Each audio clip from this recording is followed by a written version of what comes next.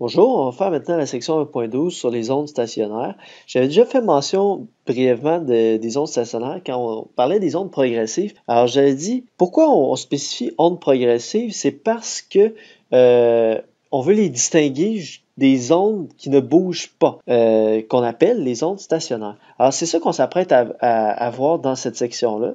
Pour vous les présenter, je voulais vous montrer une excellente vidéo. L'onde stationnaire se distingue de l'onde progressive par le fait qu'elle ne se propage pas. Une onde stationnaire résulte de la superposition de deux ondes progressives de même fréquence qui se propagent dans des directions opposées. Pour comprendre cela, interposons un obstacle dans le milieu de propagation et imposons que le point de l'onde en contact avec l'obstacle, ici en rouge, reste fixe. L'onde incidente semble rebondir. Puis, c'est une onde stationnaire qui s'installe. Et c'est bien d'un rebond dont il s'agit. En résolvant les équations de propagation, et en tenant compte de la condition limite imposée par l'obstacle, on démontre que l'onde incidente est totalement réfléchie. Un effet miroir en quelque sorte. L'onde stationnaire est justement la somme de ces deux ondes progressives. L'onde incidente, qui se propage vers les X positifs, et l'onde réfléchie, qui est de même fréquence, de même amplitude, mais progressant dans la direction opposée. Cette somme de deux ondes doit être interprétée comme un phénomène d'interférence. Par endroits, les effets s'additionnent et l'amplitude est double. Ces points, où la vibration est maximale, se nomment les ventres. En d'autres points, les effets se neutralisent. Ce sont des nœuds de vibration. Alors, ça, c'est vraiment important. Donc, vous voyez, l'onde stationnaire, c'est l'onde qui est ici. Voyez-vous que cette onde-là, elle ne bouge pas. Donc, regardez, mettons ce point-ci, et regardez si ce point se déplace vers la gauche, vers la droite. Voyez-vous, tous les points de l'onde stationnaire restent toujours au même endroit. Alors que ceux-là, ici, ça, ce sont deux ondes progressives. Il y en a une qui se déplace vers la gauche et l'autre se déplace vers la droite. Vous voyez? Donc, quand on a deux ondes progressives qui se déplacent en sens inverse et qui ont de la même amplitude et la même fréquence, ben, quand ils vont s'additionner, vu qu'ils s'additionnent ensemble par superposition, par interférence, ben, ils vont générer une onde stationnaire. C'est-à-dire une onde qui, elle, ne va pas bouger. Ce qui est remarquable, c'est qu'il y a des points où l'amplitude va être très élevée. Donc, ce sont les points qui sont en noir ici. Donc ici, vous avez les ventres en noir qui bougent beaucoup, qui ont une grande amplitude de mouvement. Alors ça, on appelle ça les ventres. Alors que les points ici, c'est des points qui ne bougent pas, ça, on appelle ça les nœuds. C'est comme un nœud, c'est comme fixé. OK, c'est l'image que vous pouvez vous donner. Alors qu'un ventre, c'est bombé, n'est-ce pas? Donc, le ventre, c'est ici, c'est là où ça bouge beaucoup. Tandis que le nœud, c'est ici, c'est où c'est fixé, entre guillemets, c'est où ça bouge pas. OK? Donc, les nœuds, c'est les endroits de l'onde stationnaire qui ne bougent pas. C'est assez facile de faire des ondes stationnaires sur une corde. On aura la chance d'en faire en classe, et même en faire en laboratoire. Donc, si on vient ici, on crée deux ondes de même amplitude, de même fréquence et de même vitesse, voyageant en sens opposé, deux ondes progressives en sens opposé, les ondes vont se superposer. Et on remarque que ça va donner lieu à une onde stationnaire. Alors, là ici, c'est la même chose que ce que vous avez vu dans la vidéo, c'est juste qu'on l'a représenté en différents dessins. Donc, en fait, ça, c'est comme au temps zéro, si vous voulez. Puis ça, c'est un instant plus tard, un instant plus tard, un instant plus tard, un instant plus tard. Okay? Donc, c'était plus facile à voir dans la vidéo, en fait. Là. Donc, ici, ce qu'il faut voir, les deux ondes, ils voyagent en sens opposé. Donc, la rouge, elle va vers la droite et la bleue, elle va vers la gauche. Et la corde en jaune, c'est le résultat des deux ondes progressives une sur l'autre. C'est le résultat de la superposition. Alors, à un instant donné, l'amplitude va être très grande. Après ça, l'amplitude va être un peu plus faible. Là, quand les deux ondes, remarquez, l'onde bleue et rouge ici sont totalement en antiphase. Totalement en antiphase. C'est-à-dire que quand le rouge est à son maximum, le bleu est à son minimum et inversement ici. Donc ici, on est totalement en antiphase, donc ça donne lieu, rappelez-vous, à l'interférence destructive. Donc à ce moment-là, les deux s'annulent et paf, la corde est totalement plate à ce moment-là.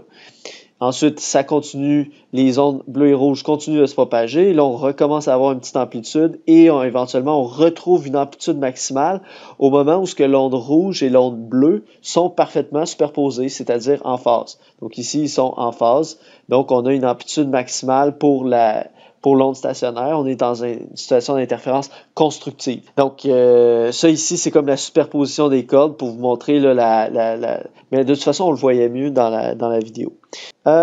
Donc, les nœuds et les ventres. Les nœuds sont les endroits où l'amplitude est toujours nulle, c'est-à-dire que ces points restent immobiles au fil du temps, tandis que les ventres, eux, sont les endroits où l'amplitude est maximale, c'est-à-dire les points qui bougent le plus. Donc, les ventres, c'est les points qui bougent le plus. Donc, sur les dessins suivants, montrez-moi où sont les ventres et les nœuds. Donc ici, commençons avec cette situation-ci. Donc on a ici un oscillateur, dans le fond, quelque chose qui fait vibrer la corde de haut en bas. Et ici, on suppose que la corde est attachée sur un mur. Donc l'extrémité droite est fixe. Et là, on va avoir une oscillation de haut en bas.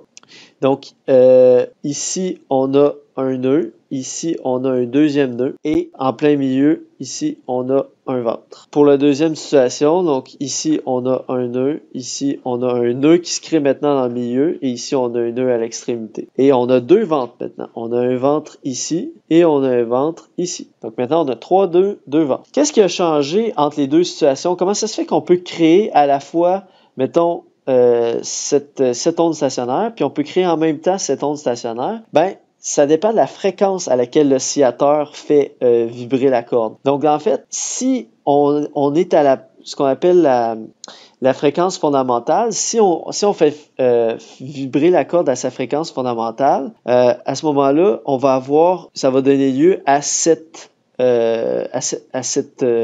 va donner lieu à cette onde stationnaire-là. Donc, juste un ventre, deux nœuds, puis c'est tout. Okay? Un peu comme une corde à danser. Là, maintenant, si on fait... Prenez cette fréquence-là, je vais donner un exemple fictif. Là. Mettons que ça représente une fréquence de mettons, 1 Hz. Je vais donner un exemple fictif. Le deuxième mode d'oscillation, c'est-à-dire la deuxième fréquence qui va donner lieu à une onde stationnaire, c'est quand on va avoir une fréquence qui va être le double de ce qu'on avait au départ. Donc, c'est comme si dans ce cas-ci, on avait 2 Hz dans mon exemple. Donc, on double la fréquence. Alors là, ça va donner lieu à cette onde stationnaire-ci. Donc, cette fois-ci, il va y avoir deux ventres, trois nœuds. C'est assez facile. On fera ça en classe, on l'expérimentera. Vous allez voir, c'est amusant. Il suffit d'avoir une corde ou encore mieux, en fait, un ressort.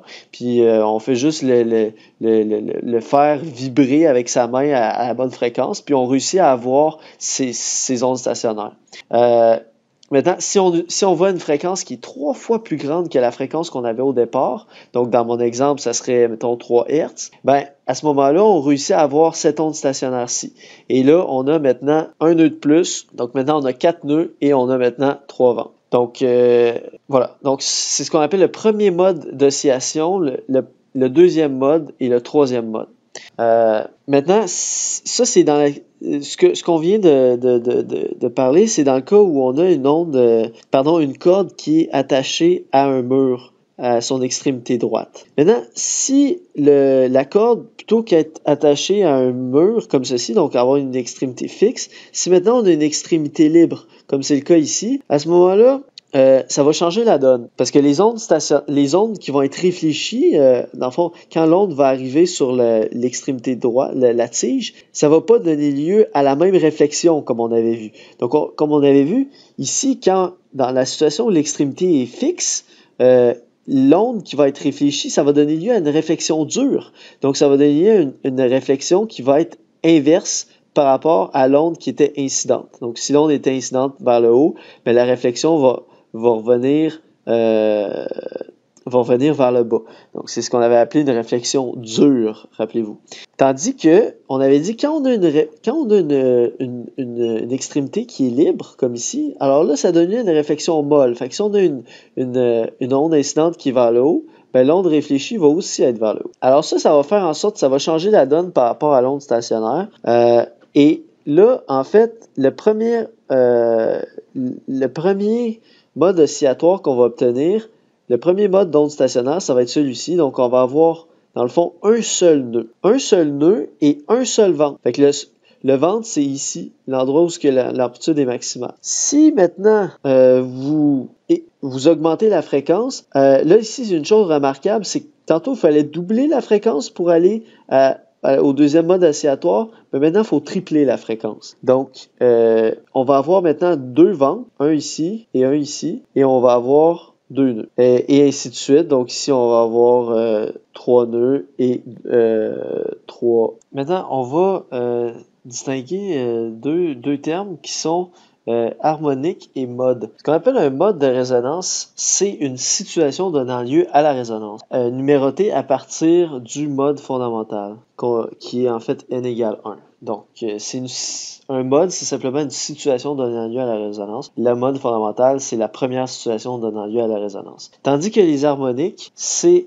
les multiples entiers de la fréquence fondamentale. Par exemple, vous avez ici une corde qui vibre ici, du côté gauche, et côté droit est fixé. La première façon qu'on peut avoir une résonance, c'est de cette façon-là. Donc, forcément, l'oscillateur, lui, cette extrémité-là est immobile. Tu sais, ça vibre, mais dans le fond, tu sais, la vibration est comme minime, là. Fait que c'est comme si on pouvait considérer l'extrémité gauche comme étant immobile, l'extrémité droite est immobile, donc l'extrémité gauche et droite sont des nœuds. Mais la première façon d'avoir une résonance, c'est d'avoir un seul max, un seul endroit où ce qu'on appelle des maximums, puis 2 nœuds. C'est comme la première façon de le faire. Alors ça, on va appeler ça le premier mode, donc le mode fondamental, et on va aussi appeler ça la première harmonique. Le premier mode, c'est toujours aussi la première harmonique. Maintenant, la deuxième façon d'avoir une résonance, quand on dit avoir une résonance, ça veut dire avoir une onde stationnaire. Donc, la deuxième façon d'avoir une onde stationnaire avec une corde fixée à ses deux extrémités, c'est de cette façon-ci. Donc, vous augmentez la fréquence, puis éventuellement, vous allez avoir un troisième nœud qui va se créer au milieu, puis vous allez avoir 2 ventes. Donc ça va être votre deuxième mode. C'est la deuxième façon, la deuxième fréquence qui va permettre d'avoir une onde stationnaire, c'est-à-dire une résonance. Par contre, quand on regarde l'harmonique, faut pas juste dire « Ah, l'harmonique, c'est égal au mode ». Non, l'harmonique, c'est la multiple de la fréquence fondamentale. Donc, en fait, ici, il faut regarder quelle fréquence de vibration ici permet d'avoir cette harmonie, d'avoir ce mode de résonance-là. Et en fait, on peut démontrer que pour avoir cette fréquence, pour avoir ce mode de raisonnement-là, ça prend une fréquence qui est 2 fois la fréquence 1. Fréquence 1 étant la fréquence fondamentale. Donc, ça prend une fréquence 2 fois plus grande. Donc, autrement dit, on va dire que c'est le deuxième harmonique. Donc, quand on parle d'harmonique, on parle en termes de fréquence. Quand je dis deuxième harmonique, ça veut dire que la fréquence que ça nécessite, c'est 2 fois la fréquence fondamentale. 2 fois la fréquence pour faire le premier mode de résonance. Même chose pour la troisième situation. Donc ça, c'est la troisième façon de créer de la résonance. Donc c'est le troisième mode. Et la fréquence que ça prend 3 fois la fréquence fondamentale, donc c'est aussi le troisième harmonique. Jusqu'à là, vous allez dire, ça sert à rien de distinguer harmonique et mode, c'est toujours la même chose. Attention, faisons maintenant la deuxième situation avec la corde qui est fixée, c'est-à-dire la corde à l'oscillateur, c'est comme si cette extrémité-là à gauche est immobile, mais l'extrémité droite, elle est laissée libre, donc par une tige sans frottement. Alors là, il va se passer autre chose. Quelle est la première façon avec laquelle on peut avoir une vibration maximale ici? Donc, vu que ici l'extrémité est libre, ça veut dire que là, c'est pas comme tout à l'heure. Tantôt ici, vu que c'était fixe, l'extrémité droite ne pouvait pas bouger. Mais là, maintenant, l'extrémité droite, elle est libre. Donc, elle va osciller sur un maximum, sur une plage de distance maximale. Donc, ça va être un ventre, autrement dit. Donc, la première façon d'avoir un nœud ici, puis d'avoir un ventre ici, ben c'est ça. Autrement dit, la plus grande onde que vous pouvez avoir, qui va avoir un nœud et un ventre ici, ben la plus grande possible, c'est celle-là. Donc, autrement dit, c'est juste un quart de cycle, un quart d'onde. Donc, ça, c'est le premier mode, dans le sens que c'est la première façon d'obtenir de la résonance dans cette situation-là. Donc, c'est aussi la première harmonique. Le premier mode, c'est toujours aussi la première harmonique, ou l'harmonique fondamentale. Donc, quand on dit mode fondamental, harmonique fondamentale, ça correspond toujours à la même situation. Par contre, regardez, ça va se corser ici dans la deuxième situation. Là, dans cette situation-là, ça c'est la deuxième façon d'avoir de la résonance, une onde stationnaire, c'est d'avoir un nœud ici et c'est tout. Et ici, on a un ventre et on a un ventre ici. Dans cette situation-là, c'est la deuxième façon d'avoir la résonance, fait que ça va être le deuxième mode. Par contre, regardez ici la fréquence. La fréquence nécessaire pour obtenir ça, c'est trois fois la fréquence fondamentale. Donc, ici, ça constitue le troisième harmonique. Vous allez dire, il est où le deuxième harmonique? Ben, il n'y en a pas. Dans cette situation-là, il n'y a pas de deuxième harmonique, autrement dit. Il n'existe pas. Le deuxième harmonique n'existe pas dans cette situation-ci. Dans cette situation-ci, il n'existe que les harmoniques impaires, en fait. Donc, si on continue à la troisième situation, donc ça, c'est la troisième façon d'avoir de la résonance. Donc, ça va être le troisième mode, mais c'est une fréquence qui est 5 fois la fréquence fondamentale. Donc, c'est le cinquième harmonique. Donc, les modes, autrement dit, existent tous. Il y a le premier, le deuxième, le troisième. Dans toutes les situations, tous les modes existent. Mais tous les harmoniques n'existent pas nécessairement. Donc, dans le cas où la corde est fixée aux deux extrémités, tous les harmoniques existent. Donc, la première, la deuxième, la troisième, la quatrième, toutes les harmoniques existent. Par contre, dans la situation ici, où on a une extrémité libre, seulement les harmoniques impaires existent. Donc, c'est pas possible de créer une résonance en utilisant une fréquence qui est double de la fréquence fondamentale, par exemple. Si l'oscillateur, vous le faites vibrer à une fréquence double de la fréquence fondamentale, ça va vous donner oui, vous allez avoir une vibration, mais ça sera pas une onde stationnaire que vous allez avoir. Vous allez avoir un peu n'importe quoi, là. Vous allez avoir une espèce de vibration un peu aléatoire, là. Vous n'aurez pas une belle onde stationnaire. Donc, c'est ça. Pour avoir une belle onde stationnaire, ça prend soit la fréquence fondamentale, soit 3 fois la fréquence fondamentale, 5 fois, 7 fois, etc. Donc, ça prend un nombre impair c'est-à-dire un multiple impair de la fréquence fondamentale. Maintenant, juste vous montrer maintenant l'équation l'équation d'une onde stationnaire. Donc, on a dit que l'onde stationnaire est créée par la superposition de deux ondes progressives. Une onde progressive qui va, mettons, dans le sens négatif, ici, avec le signe plus, ça veut dire qu'elle va dans le sens négatif, et une deuxième onde progressive, ici, qui va dans le sens positif, puisqu'elle a un signe moins.